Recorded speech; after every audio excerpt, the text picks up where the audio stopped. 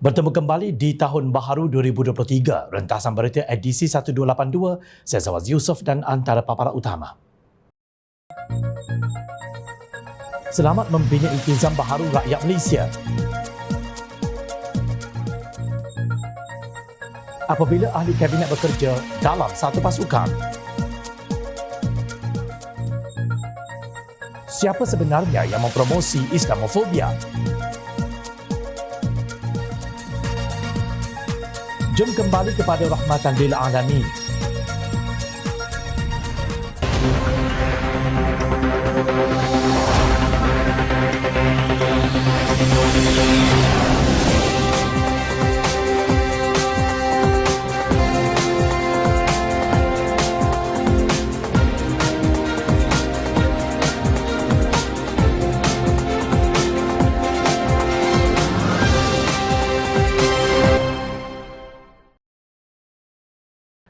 Assalamualaikum dan salam sejahtera.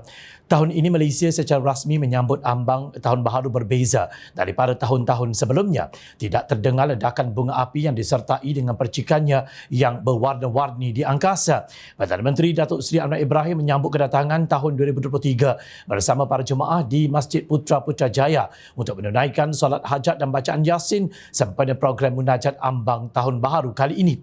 Ketika menyampaikan amanat Tahun Baharunya, Anwar berkata kita harus manfaatkan kekuatan sedia ada untuk menjana pertumbuhan ekonomi yang meyakinkan pelabur. Pendekatannya selain kestabilan politik dan tadbir urus yang baik ialah dengan usaha mempercepat proses kelulusan dengan menjamin bahawa Malaysia ini bukan tempat pemimpin-pemimpin menggondol kekayaan dan bukan untuk mencari helah menerima komisen. Anwar Ibrahim mengingatkan kepada kelompok kecil penjawat awam yang didapati tidak berintegriti bahawa beliau tidak bertolak ansur dengan sebarang perlakuan rasuah di bawah pentadbirannya. Ada bidang-bidang penguatkuasaan kelompok kecil yang masih cuai dan meneruskan adegan lama. Mengutip habuan, menetapkan kos tambahan, menentukan ada hadiah-hadiah besar, katanya. Menurut pengerusi Pakatan Harapan itu, tindakan mereka sebagai cuba meroboh dan merosakkan negara. Saya mohon kerjasama kerana saya tahu sejumlah besar penjawat awam dan badan penguatkuasaan mengerti dan faham. Tetapi kelompok kecil ini mesti dihapuskan. Mudah-mudahan ada keinsafan untuk melakukan perubahan. Jika tidak, tindakan tegas dan keras harus diambil. Demikian amaran beliau demi memperkasa usaha untuk meningkatkan lagi keyakinan pelabur luar dengan mengamalkan tadbir urus yang baik dan bebas rasuah. Dia berkata kerajaan telah mendapat senarai pelabur dari negara seperti Eropah, Amerika Syarikat, China, India serta beberapa negara sekitar Asia yang akan datang dan melihat sendiri perkembangan di Malaysia khususnya daripada aspek ekonomi. Anwar menempelak sikap pihak pemimpin pembangkang tertentu yang menyerang beberapa pimpinan dalam kerajaan perpaduan. Katanya negara hanya akan selamat terangkat martabat serta harakatnya jika semua pihak mempunyai tekad untuk menghentikan amalan salah guna kuasa dan rasuah. Ada mengatakan harus move on. Kalau ada kesan peribadi kepada saya, malah saya maafkan. Kalau berterusan, tentu saya akan ambil tindakan. Tetapi yang memberi kesan kepada rakyat bukan kuasa Perdana Menteri untuk melepaskan, tegas beliau. Menurut beliau lagi, tugas menghentikan amalan pemunggahan kekayaan negara ini bukan bermotifkan politik kepatian. Rakyat biasa dapat upah RM40 pun sukar, maka kita tidak akan izinkan yang mendapat RM4 juta satu hari dengan cara melanggar dasar hukum, ujarnya. Menyedari berdepan dengan kesukaran, Anwar menegaskan bahawa rakyat juga harus bersama kerajaan perpaduan untuk memastikan kekayaan yang begitu besar dipunggah oleh pemimpin yang tidak bertanggungjawab dikembalikan. Ini tugas bersama, tugas umat dan rakyat Malaysia, bukan politik kepatian. Kita harus ada tekad yang jelas, tegasnya bila mengajak rakyat pasca pilihan raya umum untuk menguatkan perpaduan dan penyatuan demi mencapai matlamat untuk mendapat berkat dan melaksanakan tanggungjawab sebagai manusia dan hamba Allah. Walaupun saya tidak nafikan kegetiran kesihatan maupun ekonomi, tetapi saya yakin insya-Allah dapat ditangani jika kita ada sikap positif membawa perubahan melibatkan pemimpin politik, penguatkuasaan, penjawat awam dan juga rakyat. Tambahnya lagi, dia berkata budaya baharu akan diterapkan dan Malaysia mesti kembali gemilang. Perdana Menteri mengakhiri amanat beliau dengan menyebut konsep Baldatun Tayyibatun wa Rabbun Ghafur yang bermaksud negara baik lagi mendapatkan ampunan Allah. Setelah menyaksikan kerajaan perpaduan beroperasi selama sebulan, 1 minggu, rakyat seharusnya boleh menilai prestasi pihak yang sebelum ini berkuasa menerusi tebuk atap dan kini menjadi pembangkang dalam tempoh yang sama. Apa yang dilakukan mereka setelah menjatuhkan kerajaan yang dipilih rakyat melalui langkah Sheraton pada hujung Februari 2020 itu tidak ada apa-apa selain membuat pelantikan demi pelantikan ke jawatan menteri, timbalan menteri, pengerusi syarikat berkaitan kerajaan GLC dan penasihat-penasihat kerana kesetiaan mereka didambakan demi kedudukan sebagai Perdana Menteri. Ini belum lagi masuk duta khas yang dilantik bertaraf menteri. Dalam 31 bulan 1 minggu antara 1 Mac 2020 hingga 9 Oktober 2022, mereka gagal membuktikan wujudnya wawasan wa imam matlamat untuk membawa kemajuan kepada negara dan kesejahteraan kepada rakyat. Untuk pemimpin sebegini, ingatlah kepada firman Allah Subhanahu wa taala dalam surah Al-Anfal ayat 27 yang bermaksud, wahai orang yang beriman, janganlah kamu mengkhianati amanah Allah dan Rasulnya, dan janganlah kamu mengkhianati amanah-amanah kamu sedang kamu mengetahuinya. Tahun baharu 2023 dimulai dengan penurunan kadar tol di Lebuh Raya Sungai Besi Best Raya dan Lebuh Raya Kajang Seremban Lekas. Ia berkuat kuasa jam 12:01 tengah malam tahun baharu.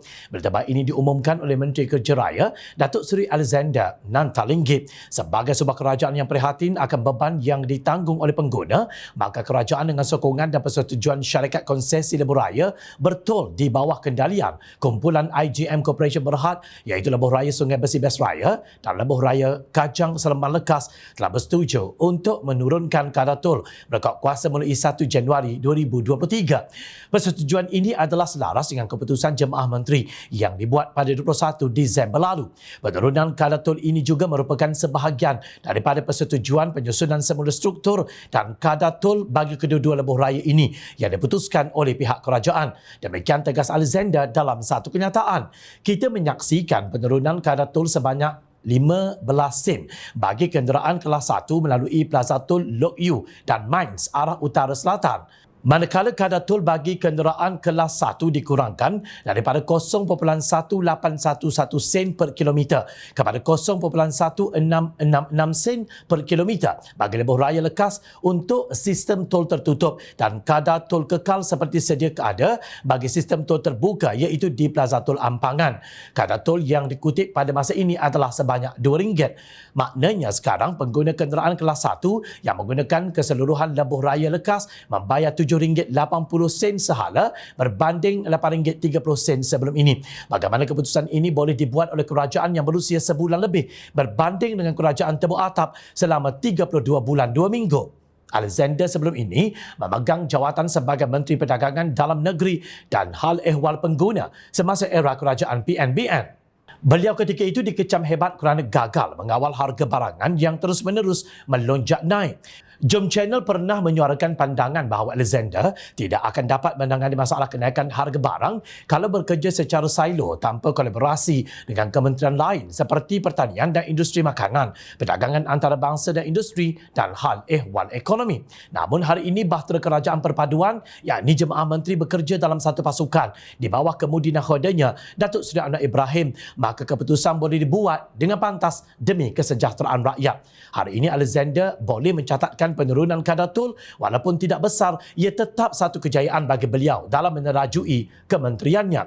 Justru bukan ramainya bilangan menteri yang menjadi penentu tahap kecekapan dan sesuatu dasar untuk direalisasikan. Aspek kerjasama rentas kementerian dan badan-badan lain turut diakui oleh Menteri Perdagangan Dalam Negeri dan Kos Sara Hidup KPDN Datuk Seri Salahuddin Ayub. Menurut beliau, selain turun padang ke beberapa premis perniagaan bagi melihat sendiri isu kekurangan barangan bersubsidi seperti telur ayam dan minyak masak tulen, pihaknya melakukan libat urus dengan Dewan Perniagaan Islam Malaysia dan menjalankan sesi kerjasama di peringkat tertinggi kementerian lain iaitu Kementerian Pertanian dan Keterjaminan Makanan MAFS dan Kementerian Ekonomi. Sekretariat Tetap Rentas Kementerian juga telah diputuskan bagi melaksanakan segala dasar dan strategi kementerian yang terlibat dengan agenda kos sara hidup, tegas Salahuddin dalam satu kenyataan. Untuk menangani kos sara hidup bukan sesuatu yang mudah. Kerajaan Perikatan Nasional yang ada 70 orang ahli kabinet dan duta khas bertaraf menteri pun dalam 17 bulan berkuasa gagal melaksanakannya. Justru agak-agaklah jika nak kritik pun, jangan terlampau, nanti jadi macam anggur masam pula. Syukur Alhamdulillah, tahun 2023 ini seolah-olah membawa ketenangan baharu kepada rakyat Malaysia. Antaranya kerana kita mendapat Perdana Menteri baharu Datuk Seri Anwar Ibrahim yang seolah-olah tidak mengenal penat lelah. Tidak dapat dinafikan, beliau amat popular dan sering menjadi tumpuan rakyat walau ke mana pun beliau pergi, sama ada di masjid atau di gerai makan. Malah beliau bekerja walaupun rakyat sedang bercuti. Pada 30 Disember tahun lalu, beliau menghadap Sultan Johor, Sultan Ibrahim Sultan Iskandar di Istana Bukit Serin, Johor Bahru. Sultan Ibrahim turut mengabadikan pertemuan tersebut dalam satu klip video yang dikongsi di Facebook rasmi baginda. Dalam perebutan untuk menguasai Putrajaya, pastinya Sultan Ibrahim tahu membezakan antara permata dengan kaca, antara yang mahu berbakti kepada rakyat menerusi sebuah kerajaan perpaduan dan yang menjaga perut sendiri. Begitu juga antara PAS dan DAP, sudah tentu Raja-Raja Melayu tahu siapa yang menjadi punca Islamofobia. DAP ialah satu komponen parti yang bergabung dalam Pakatan Harapan, didakwa oleh Presiden PAS Tan Sri Abdul Hadi Awang sebagai parti ekstrim dan mempromosi Islamofobia.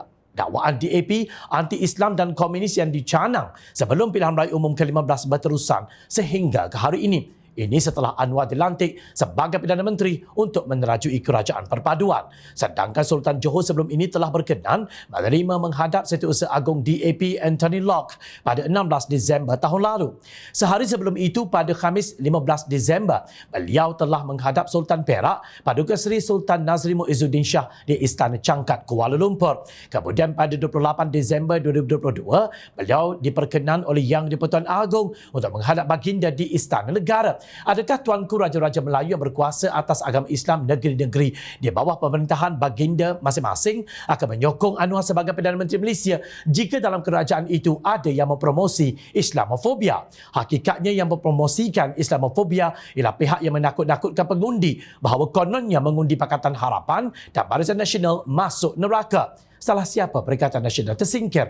Bukan salah Yang di-Pertuan Agong Al-Sultan Abdullah Riayatuddin Al-Mustafa Billah Shah yang dituduh oleh Abdul Hadi memberi masa kecederaan tambahan walaupun kononnya sudah ada pemenang. Salah pengerusi Perikatan Nasional kerana angkuh menolak untuk membentuk kerajaan perpaduan bersama Pakatan Harapan kerana kononnya mendakwa sudah cukup jumlah. Kononnya Perikatan Nasional memiliki 115 surat akuan bersumpah SD daripada ahli parlimen termasuk 10 daripada UMNO BN.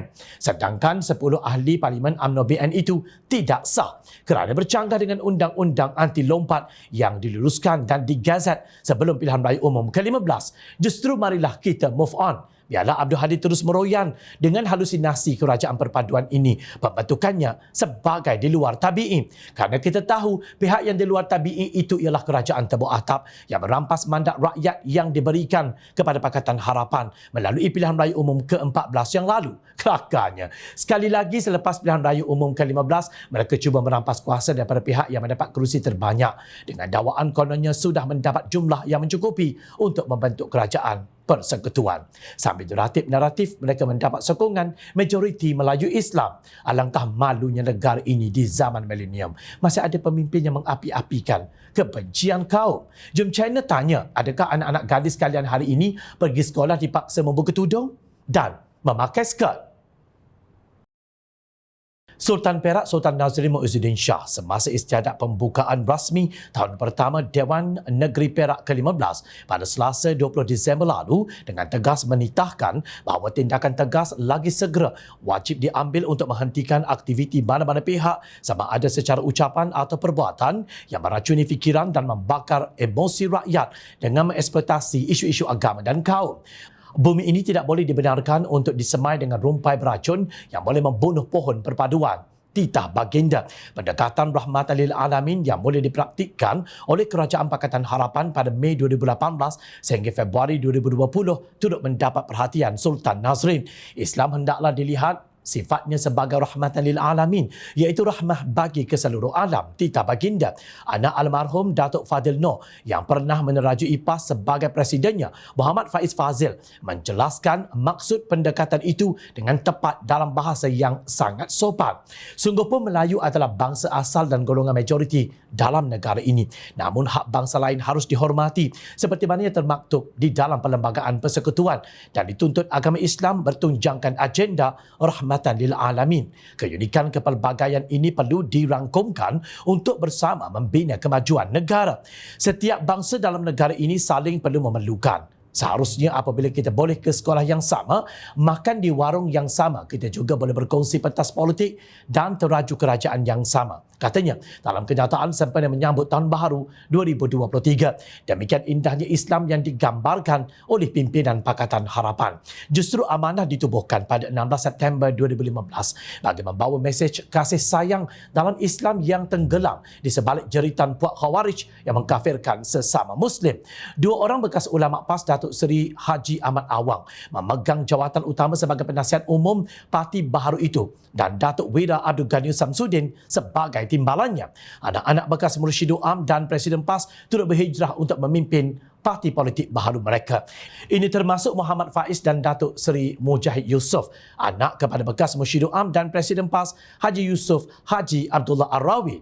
Mujahid yang juga naib Presiden Amanah adalah bekas Menteri di Jabatan Perdana Menteri Hal Ehwal Agama yang mempromosikan rahmatan lil alamin. Sementara itu, anak almarhum Datuk Nik Abdul Aziz Nikmat yang memegang jawatan sebagai Mursyidul Am pada tahun 1991 hingga 2015, Nik Omar Nik Abdul Aziz turut meninggalkan parti itu. Nik Omar adalah seorang ilmuwan Islam dan pendakwah. Najah Asri, anak perempuan bekas Presiden PAS tahun 1969 hingga 1982, Tan Sri Muhammad Asri Muda, juga keluar daripada parti itu. Beliau kini memegang jawatan sebagai Ketua Biro Komunikasi Awan Sayap Wanita Amanah Negeri Kelantan. Mengapakah anak-anak bekas pimpinan PAS ini meninggalkan parti yang diperjuangkan oleh ayahanda mereka sebelum ini? Jawapannya mudah. Amanah ditubuhkan kerana hasrat ahlinya ingin meneruskan wadah Islam yang indah itu, yang kini hilang akibat sikap permusuhan pemimpin PAS terhadap pihak yang tidak sama fikrah politik dengan mereka. Selain itu, penghinaan, label dan gelaran pelbagai haiwan yang keluar daripada mulut Presiden PAS Tan Sri Abdul Hadi Awang dilihat amat jelek sebagai pemimpin parti yang kononnya memperjuangkan Islam. Kebetulan Akademi Nadwah Ulama Nahdah Jadidah atau NUNJI akan menganjurkan Konvensyen NUNJI 2023 sebagai pembuka tirai 2023. Konvensyen tersebut yang akan berlangsung pada Sabtu 7 Januari 2023 jam 8 pagi hingga 2 petang bertempat di Ballroom Dewan Jubli Perak, Bangunan Sultan Abdul Aziz Shah Alam, Selangor. NUNJI merupakan platform untuk membekalkan kefahaman Islam dan kenegaraan berdasarkan kepada maqasid syariah atau objektif besar syariah. Konvensyen NUNJI 2023 kali ini mengangkat tema kerangka perpaduan berteraskan rahmatan lil alamin dan bakal menampilkan beberapa tokoh ilmuwan Islam yang akan mengupas idea-idea baharu melalui pembentangan berkaitan tema ini menurut poster yang tular. Bagi yang ikhlas ingin memahami apa itu rahmatan lil alamin tanpa prejudis, jangan lepaskan peluang ini dan daftar segera untuk menyertainya. Cari NUNJI di www.facebook.com/academynunji. Islam yang indah itu mempromosikan perpaduan tanpa dibayangi rasa prejudis kerana perbezaan kaum dan agama. Raikanlah kepelbagian kaum, agama dan budaya itu sebagai kekuatan kerana ia anugerah Allah kepada manusia yang tidak terhingga. Demikian firman Allah Subhanahu wa taala dalam surah Al-Muntahanah ayat 8 yang bermaksud Allah tidak melarang kamu daripada berbuat baik dan berlaku adil kepada orang-orang yang tidak memerangi kamu kerana agama dan tidak mengeluarkan kamu dari kampung halaman kamu. Sesungguhnya Allah mengasihi orang-orang yang berlaku adil. Wallahu a'lam. Ingat wahai pemimpin, rakyat sentiasa memerhati. Teruskan bersama kami di Jom Channel dan layar reporter jomchannel.net untuk mendapatkan berita politik tanah air. Saya Zawaz Yusof. Assalamualaikum, salam sejahtera. Kita jumpa lagi.